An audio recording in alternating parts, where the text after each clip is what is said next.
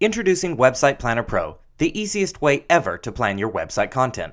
Each Website Planner Pro workbook is researched and designed for a specific type of business, practice, or nonprofit organization, and each is available in both Microsoft Excel and Microsoft Word.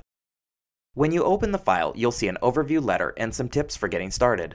Next is an article that explains what each person on a website development team does and doesn't do. This is must reading if you're going to engage others to help create your website. The next few pages help you establish a context for deciding which types of content you want to include on your website. In step 1, you'll clarify the business goals and objectives your website content is meant to help you achieve. You can select from the suggestions listed or write your own. In step 2, you'll determine the types of user groups you want to attract and how you want your website to help them. Again, you can select from suggestions listed or write your own. Once you're clear about your business goals, website objectives, and desired user groups, you're ready for step 3, selecting your content. You'll start with an overview of the content selection process. Then you'll see navigation bar buttons typically used on sites like yours. Next, you'll see the features and functions that are often included as well. It is very important to decide which of these you want for your website because features will influence its design and cost more than anything else.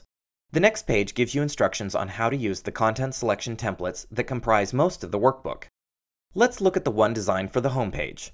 For this template, just put an X in the Include column to indicate each content item you want.